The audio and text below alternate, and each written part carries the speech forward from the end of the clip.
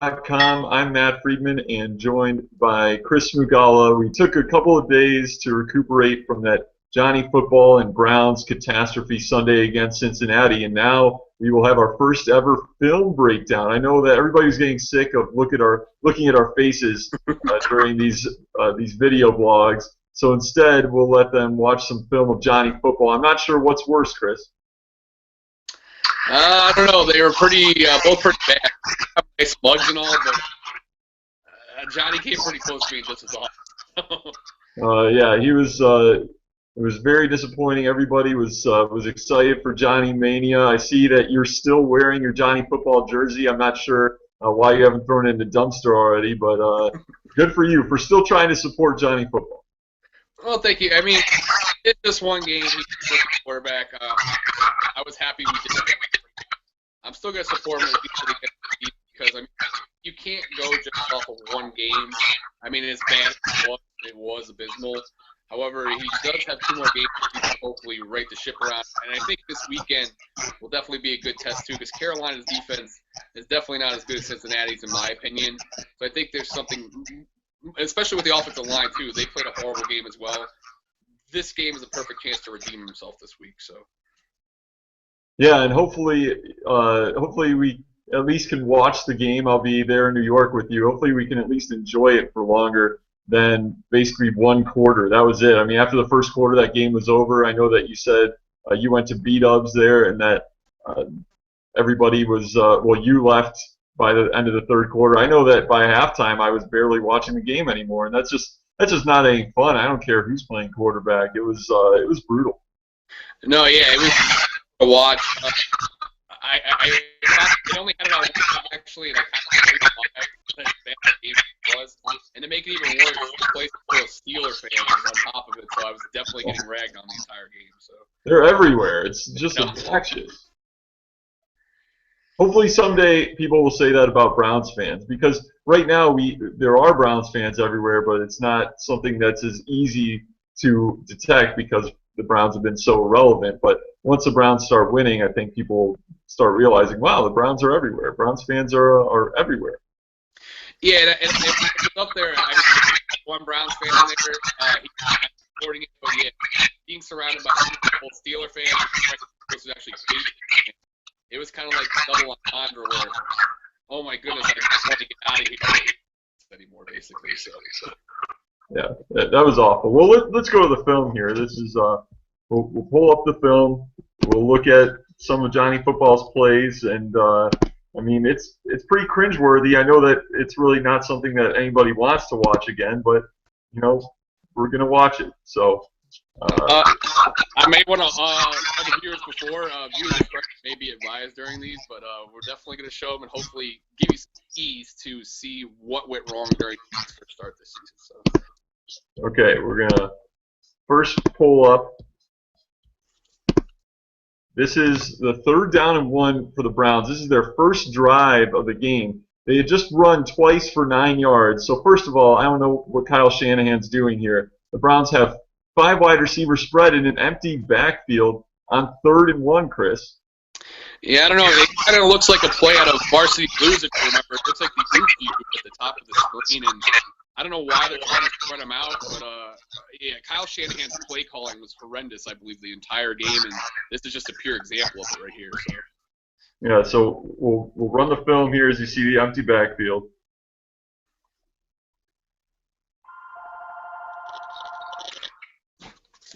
Oh, the Browns are calling for a quarterback. Yeah. Do you have to take the calls? No, it's no, we're good. Okay. Oops. All right, let's get back to our first play. Okay. All right. So what happened here with Johnny? I mean, we have it. I'll pause it here when he's looking at Gordon. It looks like Gordon obviously is trying to run that slant. Johnny sees the linebacker, and that's why he hangs on to the football. But then after that, it looks like if Johnny hangs in an extra second, he might be able to hit him on that slant. So that kind of confused me. And then he just decides, well, I'm going to tuck it and run. Well, from what I'm seeing here, yeah, with the linebacker, Maluga, I believe that is. He did make his own drop there into the slant route. Even though Johnny looked like he could make the slant throw, I believe Maluga is in position to make the play. That's why Johnny ended up not making the throw. And also, if you looked at the beginning of the play, the defensive tackle over the left guard, Joel Batonio, he made great penetration right off the snap, and I think that kind of worried Johnny too, and that kind of definitely forced him not to make that throw as well because he thought he was in pressure right away. So that it's the combination of factors, and I guess with that play in particular, because it was well defended, I'm just going to put that more on Kyle Shanahan. When you run it twice on your first drive for 9 yards, you have 3rd and 1. At least have the threat of a running back in the backfield. No, absolutely. You look at the top of the screen.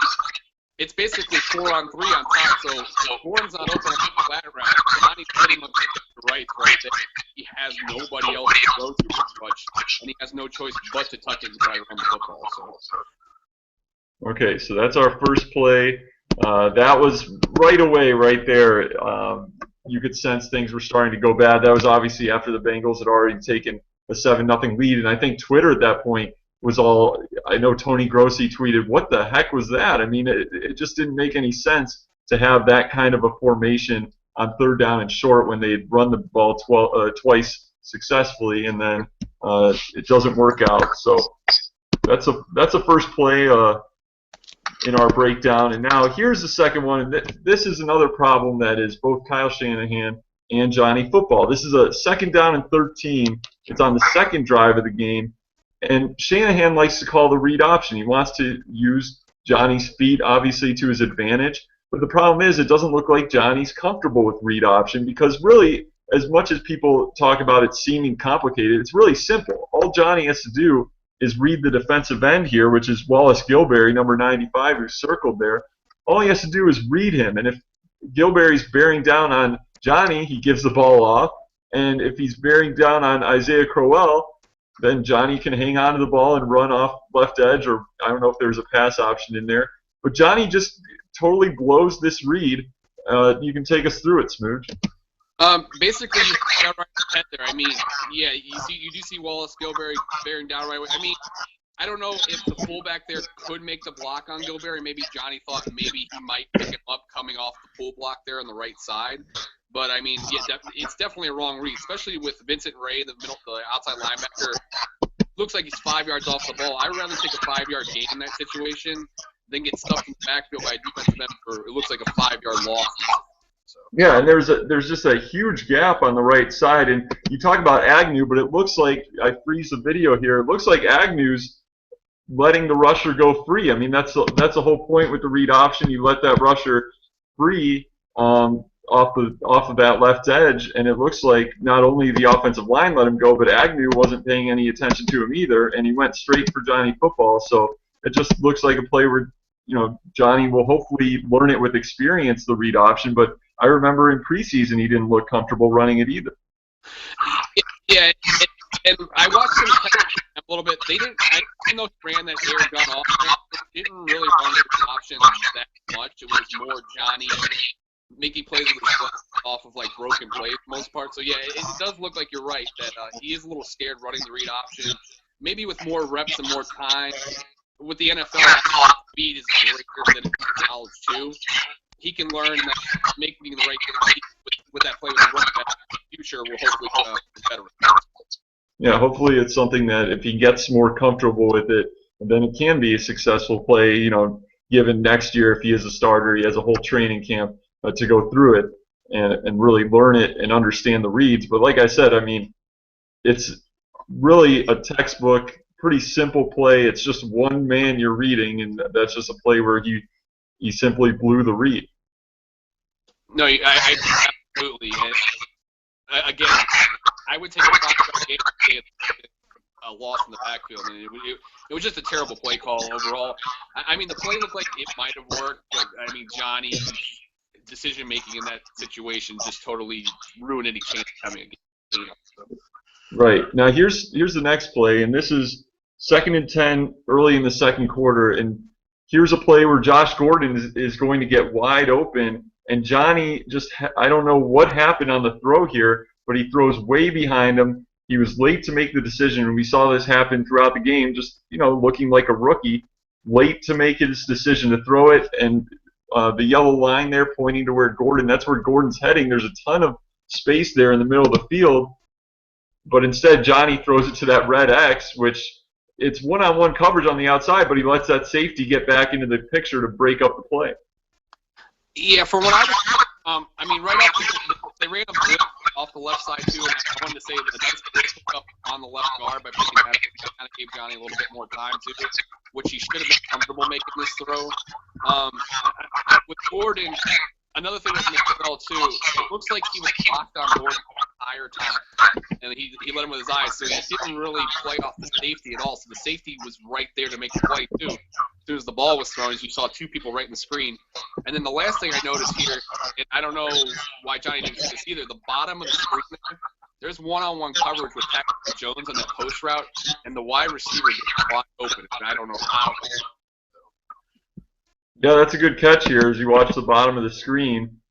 Yeah, there it is. That post route, he doesn't have the safety help over the top. That's a great call there by Smooge. Smooge is basically the next Mel Kiper Jr. He's a great draft analyst and also played college football, played high school football, and that's why we wanted to bring you in on this film breakdown because you see there that wide open post route, and that's the type of thing that an amateur like me wouldn't see.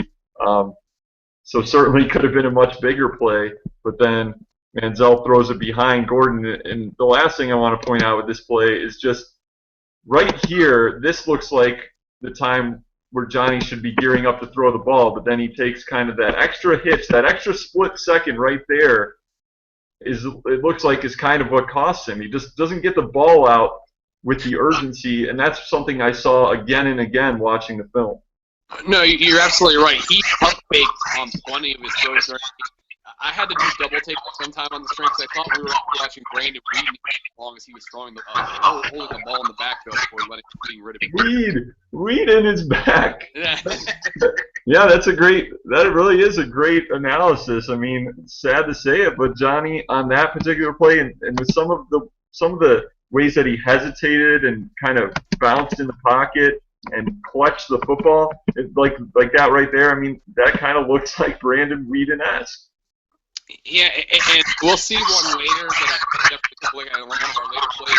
He seemed like he was jumping in the backfield. He wasn't just setting his feet. It seemed like he was like jump throwing all of his passes too. I don't know if it's the height of him being so small or what, or maybe nerves, but his footwork was definitely not up to par during the game at all on any of his throws really that I saw during this film clip. So.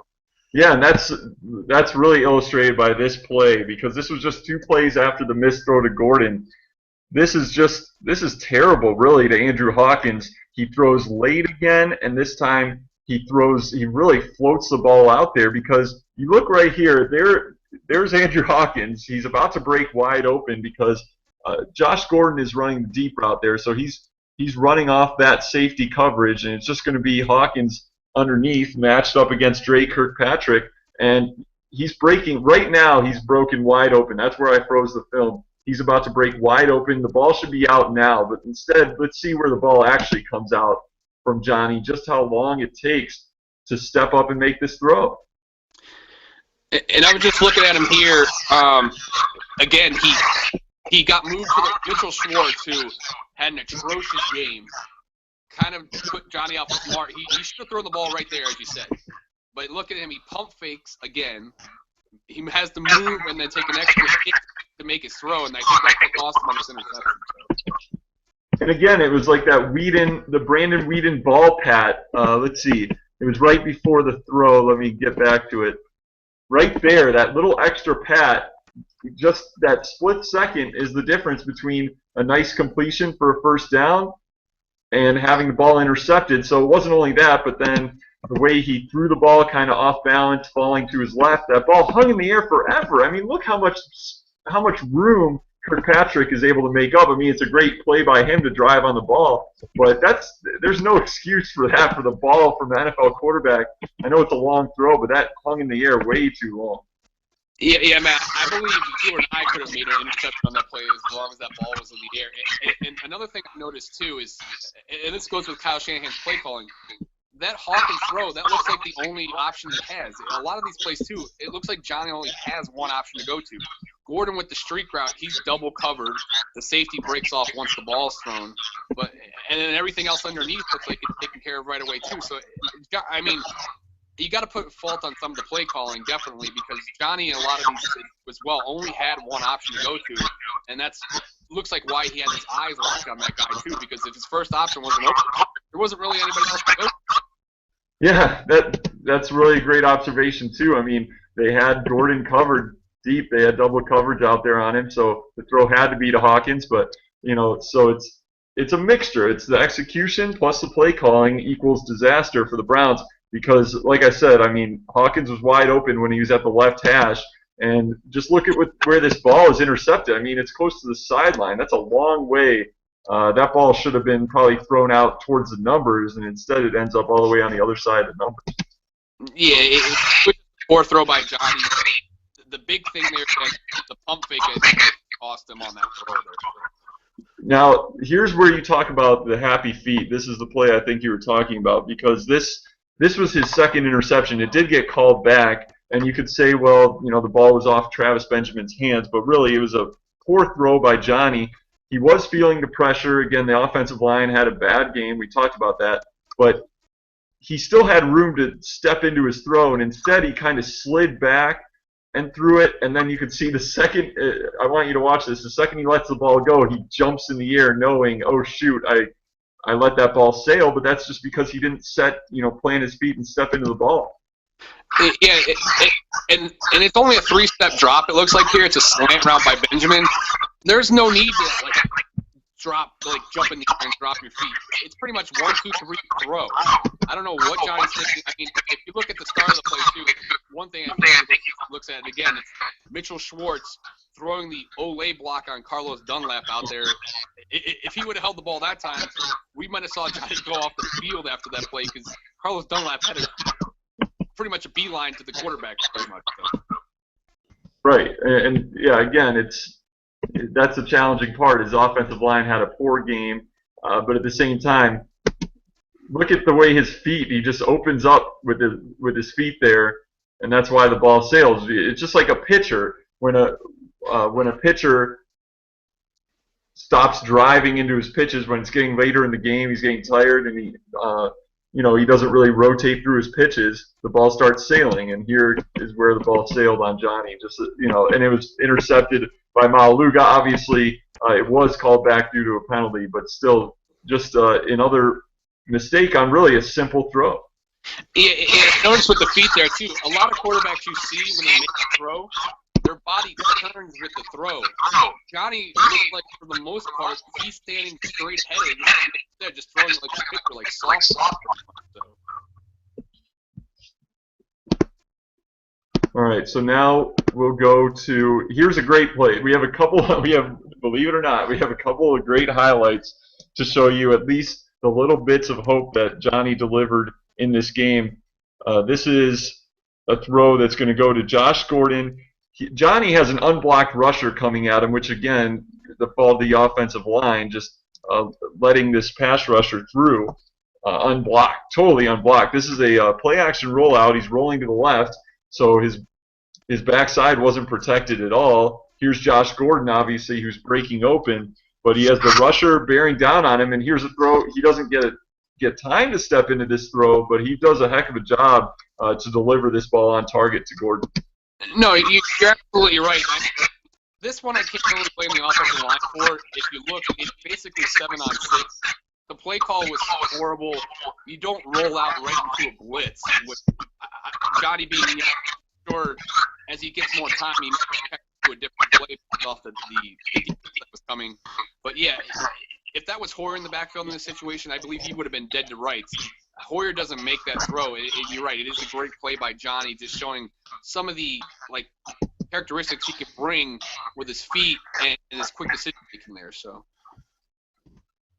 Yeah, and especially to put the right touch on this throw. As you'll see here, there's a linebacker underneath, and he needs to float that ball right over the linebacker. And obviously, Gordon is wide open, but he does a nice job to put the right touch on it while falling away the way that he was. No, yeah, shows you that Johnny. It shows off his arm strength there on that play because that's pretty much all arm there on that throw. His legs were not set at all. It looked like he was falling backwards too. It was just definitely a good throw. It's sort of a silver line during the day that, hey, okay, we have one good thing to work on here. He did make some plays. It's not like he had a completely terrible game, but yeah, overall, a bad play call by Kyle Shanahan.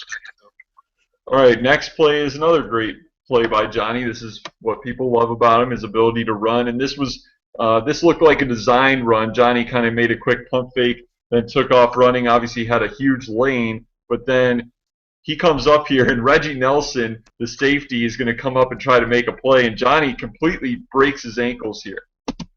Oh, yeah, it was a terrific play by Johnny. And watch once the ankles are broken. Look at the wide open reach. Of course, I have to go back to my unfavorite player, Mitchell Schwartz again. He has Carlos Dunlap blocked right there. Put him on the ground. But look what happens. Look who comes back to make the play after he shoots Reggie Nelson out. Here comes Carlos Dunlap. Wow. That's a great find right there. I mean, that should have been a touchdown for Johnny because he jukes out the last guy that – whoops, I went backwards. He jukes out the last guy, like you said, that should have had a chance to make the play. Reggie Nelson should have been the safety, and you're gone. But Mitchell Schwartz, there's Dunlap on the ground. Why is he not finishing him off? No, it goes back to high school where I thought when you have a guy on the ground, you lay on him. Don't let him get involved in the play. I don't know what Mitchell Schwartz is thinking. I don't know if he sees Reggie Nelson go up and go make. He's not even looking at Reggie Nelson too much. He basically lets Dunlap get back up, lazy, blocking Mitchell Schwartz, and he cost him a touchdown. You know that smooth offensive lineman, the great Westlake High School and Worcester offensive lineman. You would have pancaked him and kept him on the ground. I would have been eating lunch as long as that play took. So. All right, we got our two Johnny highlights out of the way, and unfortunately, this is the worst of the bunch, no doubt about it. The Browns were down 20-0. This is late in the second quarter, and this is the play that you just knew, wow, this is going to be a terrible day. It was already 20-0, like I said, but first of all, I want to ask you about Josh Gordon. I circled in yellow there. That's where the play was designed to go. That's where Johnny is looking. He's looking right. Obviously, they have him kind of surrounded, but at this moment right here, if the ball comes out, Johnny would get him for a short completion. Do you think that's a play or a throw Johnny should have made, or do you think it was smart to hang on to the ball? I mean, I believe he could have made the throw, yes. I believe it could have been possibly that earlier in the game with the corner, that only saw earlier with the interception. With them jumping the route, he was afraid that, hey, they're going to jump this route again. They don't want to throw that pass. So I can understand why he didn't throw it, but he could have definitely made that throw there for a short completion. So he misses on that throw, and that was after. I know that you can't see it here on this part of the film, but you got the receiver on the bottom of the screen running it out, and then kind of crossing with Gordon to leave him open for that split second. Obviously, it wasn't a long time, but circled in red there is the target of the throw, and that's Taylor Gabriel.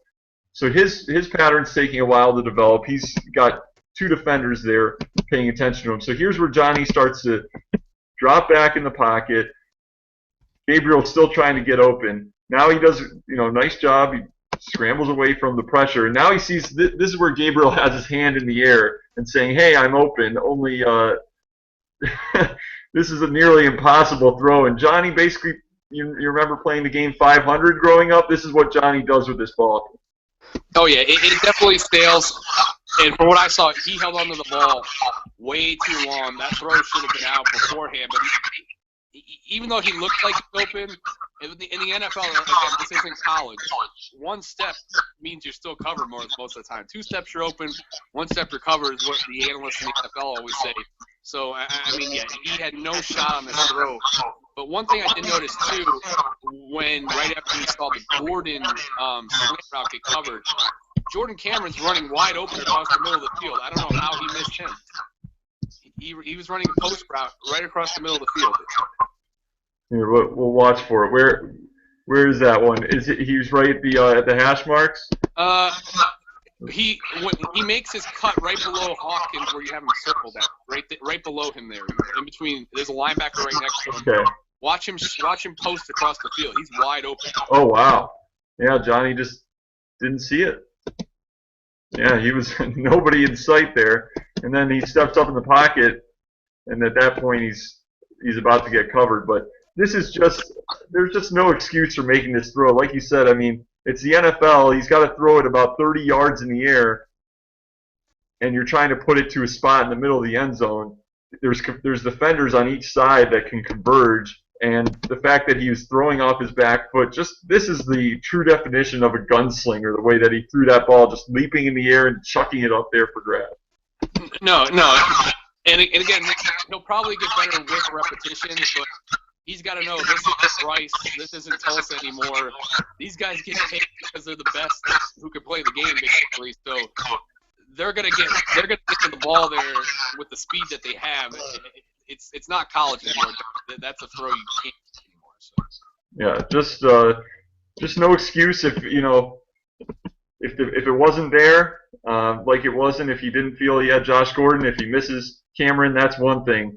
But then to just throw the ball up for grabs and cause a turnover there is something you can't have happen if you're trying to be a winning quarterback for any amount of time in this league. So we'll take it to, this is our last play here on the film, and this is one that Johnny took the blame for, I think, from the internet critics. Everybody was, as I get to the film, there it is. Everybody tweeted this one out immediately to show that, oh, Johnny's drunk. Ha look at him. He's off to a ghost man. Nobody's even there. I mean, everybody's making fun of Johnny. It's all Johnny's fault. But I want to know from Smooge, is this Johnny's fault? To me, it looks like Terrence West's fault. Nope, this is 100% Johnny's fault. If you look at Joe Thomas right there, he's going straight to the linebacker. The rest of the offensive line are blocking towards the right. This is a bread and butter halfback dive play. We always let the backside defensive end leave him on block because we always think our running back cannot run a defensive end. In this situation, it's Johnny's fault 100%. Oh, well, I'm glad I have you here because the way that I thought it was a free rusher, maybe on the read option again because it's Gilberry again, but obviously I was wrong there. So it was just the dive play, and like you said, the whole line crashing to the right. So I'm glad we have somebody who really knows what they're analyzing here because you played offensive line, you know what the play call is there, and Johnny turns the wrong way, and then he sold out West after the play too. I don't have it here on the film, but he turns at him and I think was motioned towards him and yelled at him about that play when in fact that is Johnny's fault for turning the wrong way. Yeah, I don't know what he was thinking. West after the play. Definitely his fault. Like I said, it's a bread and butter play in the NFL. Now, lately, and a big example I've seen of this is Jason Pierre-Paul from the Giants. He's been the backside defensive end, not being blocked, but he makes the play in the backfield too. So, but most NFL teams they run it that way. They leave the backside guy on block because they want the plays going away from the defensive end. You think a big guy, a small running back, the running back's going to outrun the defensive end 9 times out of 10. So. And that's something we heard about it a lot in camp that Johnny Football didn't know the playbook very well, and I think he showed us that. I mean, he showed us he still has a long way to go when it comes to learning how to operate, how to run plays in the league. Obviously, those type of mistakes will happen once in a while, but that's embarrassing to have the play wrong and turn the wrong way on that play. Yeah, you're I mean, that look it looked like the horrible play calling. Johnny definitely did a lot of work. He needs to get in the film room. He should have been in the film room right after the game was over. I don't know what he did, but the party time's over, basically. I think this was his welcome to the NFL moment, and now he needs to start preparing like an NFL quarterback. Yeah, and just some comments on the film. Going through the film, obviously we found a lot of mistakes by Johnny, but I will say that the Bengals looked good defensively. I mean, there were a lot of plays where he just didn't have any receivers open, and that's why he had to take off running. I didn't see a lot of glaring plays where, wow, he missed this guy wide open, just tucked the ball and ran. I saw the defensive line crashing down on him, poor blocking from his offensive line. He was sacked 3 times. I saw, the Bengals defense, the weird thing about it, I went back and looked, and Pro Football Focus, after the Browns had beaten them, you remember that 24-3, obviously, the Week 10 win by the Browns, Pro Football Focus had the Bengals as their worst-ranked defense, and then they gave up 42 points to the Steelers last week, but somehow against the Browns, obviously a combination between Johnny or play calling and everything else, but they looked like they played a nice game defensively. Yeah. And the Bengals, they did have 4 shows the last couple weeks, like I said, Week 10. I can't believe it was like over a month ago. That's probably the best game they played all season. But with the Pittsburgh, I still think that they're defense. They have the defensive rush. That's been their bread and butter, rushing the passer. And they have, I believe, 4 first-round picks in the defensive backfield. I think our big key is something we definitely need to look at in the offseason. We have lack of playmakers. Cameron was coming back from concussion. Gordon just hasn't been Gordon all year long. And with that, you can't win in this league because every single play, he's keying on one guy. That the one that wasn't open, he had nobody else to go to because of our lack of playmakers. Right, and that's a good point too. I mean, Josh Gordon, after his triumphant return against the Falcons, he looked great. He hasn't really done anything since then, and he's giving up on routes, and he still has some of the same issues that were causing problems before his suspension, and his suspensions, I guess. That's a real problem when you have somebody as talented as he is, who you don't know if he's going to give 100% every play. No, you're absolutely right. The Browns, the playoffs are pretty. It's time to talk about time of the year, draft coming up. Of course, we have 2 first-round draft picks again with the Buffalo pick, although that's probably high pick with them a great season this year. Ray Farmer draft. I see them going off like the first maybe 3, 4 picks in the draft.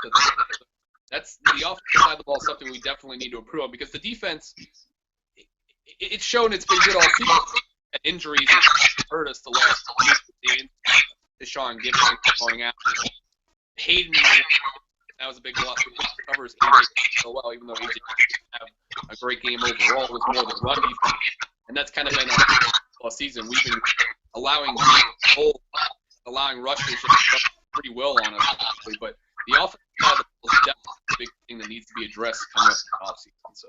Yeah, well, we'll definitely have a different show to address the draft, which is, of course, our favorite time of the year, the Browns Super Bowl, the draft. We'll definitely cover that at a different time. At least it's better that this year we're not talking about the draft until week 16 as opposed to previous years where it's usually by week 5 or 6 that we're talking about the draft. So it's progress. Slowly but surely we have some progress. Yeah, you can't fault the Browns. I don't think anybody expected us to have kind of a second. I mean, it's like a Browns fan will always say, we'll take 8. We definitely want to go to the playoffs. We consider 8 to us, especially as many we've had. So it's definitely nice to have some sort of a good feeling this season. We played well at stretches. I mean, we had a couple key losses. The Jacksonville loss definitely killed us. And then we had a couple other games as well. The Indianapolis that was definitely one. So, I mean, we play. So a game or 2, we might still be talking about playoff talk. This year is definitely not we're out of the playoffs. It was a nice ride, but yeah, next year, hopefully, especially with Petty being the first year coach, things definitely need to work on. But with him now having a year under his belt, he knows things now that he can prepare better for with the upcoming season next year. So. Yeah, definitely. And Smooge, I know we've hashed out all the different problems that happened with Kyle Shanahan's play calling, Browns offensive line, receivers, running backs, defense. Just everything went as poorly as it could in this game. But let's give our bottom line final thought right now on Johnny Manziel. I know I hate rushing to judgment, but from one game as starting quarterback? Did you see enough? What are your thoughts going forward? What would your Johnny football prediction be after seeing that one start? I mean, we went off one start. I don't think he can play anymore in this league based on the game that he had, but you can't go off one game. The things I would probably key on, work to his athleticism more, get him out. I don't think they really even got him out of the pocket. We saw that one play, but he was really not put out of the pocket at all during the game. You need to emphasize his legs because that's what he's known for, his legs. You have to take the run throw at least a dozen times to get him out that he can run legs, but he throws out there. But overall, it was a horrendous. I mean, I'm a typical Browns fan. Fire Johnny, our quarterback. I'm going to give him time to the last two games, see what he has. And like I said, it's his first game in front of the home fans. I'm sure he was amped up. You could tell he wasn't prepared, though. Hopefully with this week in Carolina and then next week with Baltimore. Baltimore's going to have a good defense, too. Carolina has a decent defense. They did make the playoffs last year, and they still have something to play for as well. They still have a shot at winning the division. So it's definitely going to be a challenge these last two games, but hopefully we do see some sort of improvement with Johnny. So. Yeah, and here's my thought. I hate to be woe is me Browns fan. Obviously, I've written the Browns quarterback rankings. I've thought a lot about how different quarterbacks have played for this team as starters, the 21 of them now since 1999. I mean, Johnny just simply, on the field Sunday, he didn't look like he belonged in this league. That, he made Merrill Hodge look like a prophet, which is what Stephen A. Smith tweeted out, because he did. I mean, he for as many things went wrong around him, Johnny looked like a bad version of Doug Flutie. He looked completely undersized, running around like a chicken with his head cut off, just unprepared for anything that the defense was throwing at him. Despite some of the play calling issues, just looked like a guy who was kind of frantic in the pocket, couldn't step up and make a throw. And it was weird because we saw against the Bills, we saw him come out gunning. I mean, he came out, he looked comfortable. He was stepping into his throw, making it on time. Obviously, it was one drive. It was just a few throws. But he didn't show anything like that in this game. And I'm definitely concerned. I mean, I saw very little hope. You expect, even if it's a bad game, you'll see some hope.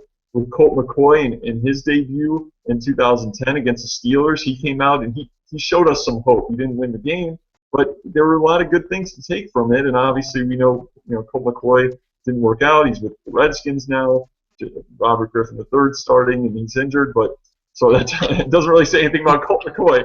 But what I am saying is that McCoy looks a lot better and a lot more ready to start a game in the NFL than Johnny Manziel did, and he just looked like it's going to be a big learning curve. And I don't know. People are going to expect that he'll be able to come in next year, start, and lead the team to the playoffs, and it's just not at that point. Maybe if they really truly give him, a full next year to develop, and then come back, maybe his next year, his third year in the league, and really start expecting something, and they really work with him, maybe good things can happen. But if you're expecting this guy to come out and be the starter and lead the Browns to the playoffs next year, I just don't see it right now. He has just such a long way to go.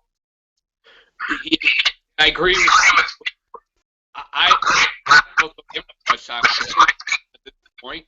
They're going to give him the time. They don't see it. I think we could have a quarterback come late April, early. You think the Browns? You think they'll draft another guy to compete with Johnny? If he doesn't play well these last two games, I mean, like I said, first round picks, we have something to play with. So if Ray Farmer sees somebody he believes can play quarterback better than Johnny Manziel, we may have quarterback number 22 in here come September. So. Oh boy. Well, we'll see. I was hoping not to have to update those rankings for a while. I was hoping Johnny would be the franchise quarterback for the next 15 years, but just a harsh reality that the Browns saw Sunday. And I'll be with you there in New York. We'll watch the Browns Panthers this Sunday, and hopefully things will go better. I mean, they can't get any worse, but certainly a long way to go for Johnny and this franchise, despite the 6-3 start to the season. But I'm interested to see how they do against the Panthers. The Panthers have been so up and down. I mean, they got blown out by the Vikings. The next week they blew out the Saints. Last week they squeaked by Tampa Bay, and they're clinging to playoff hopes at 5-8-1. What I'm really interested to see is if Derek Anderson gets a start against the Browns. That would be something. Oh my goodness! Can you imagine how to play the Browns? What happens? Oh, if he has,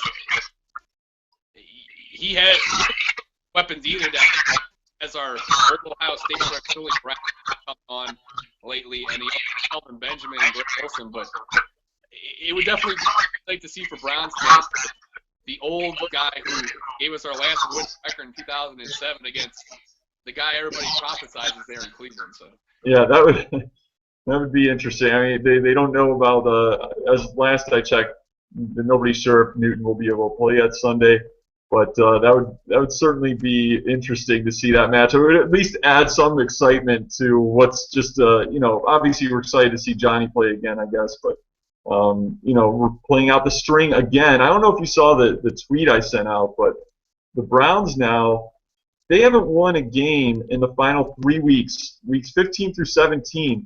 The last time the Browns won a game in those weeks was 2009. So they've lost 13 straight games in the last 3 weeks of a season.